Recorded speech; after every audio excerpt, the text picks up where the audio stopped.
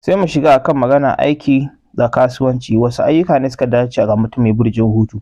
Faisal ya dace da aikin da ke da alaƙa da fasaha, zane kamar misali zane, waƙa, rubuce-rubuce ko kuma aikin juya, kamar a ce ayyukan da ya zamto cewa akan sauya abu ne ko juya abu ne, misali aikin al'umma ko kuma fagen koyarwa ko aiki da ke da alaƙa da addini, fagen addini kenan. Yana yin kyau a wurin da ake da buƙatar tausayi ne da kuma basira, a nan aiki ya fi karkata a gare shi. Mutum mai burjin hutu baya son aiki mai tsauri ko wanda baya irin amfani ga al'umma. Aikin jin ƙai na da matuƙar tasiri tare da shi.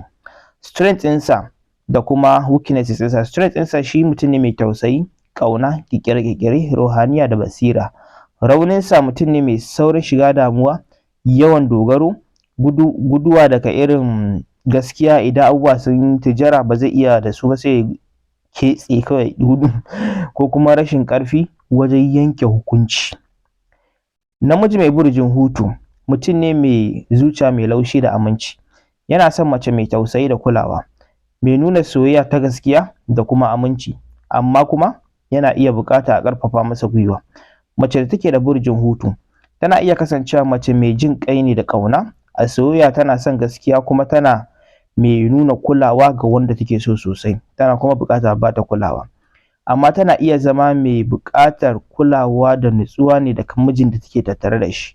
A taƙaice gabaki ɗaya, mutum mai burjin hutu mutum ne da za ku same shi yana da ƙarfin ruhaniya, za ku same shi yana da ƙauna, tausayi, mutum za ku same shi kuma yana da ƙarfin basira sosai, amma kuma yana da buƙatar ya koyi ƙarfafa kansa da kuma guje ma matsala ko kuma tsayawa kan ba da gudunmawa kan gaskiya ko akan abu in ya zamto cewa abu ya yi nauyi, saboda shi bai iya jure wasu matsaloli ne, haka yake iya sa ku ga ya ɗere.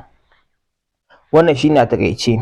Kada ku manta na gaya muku cewa daga January zan fara posting akan YouTube ɗina, zan dinga karatu akan burjai, burjan kuma ko in ce karatun mai tsayi, mai yawa, mai faɗin gaske. Sai mun haɗu a wannan lokacin. Na gode.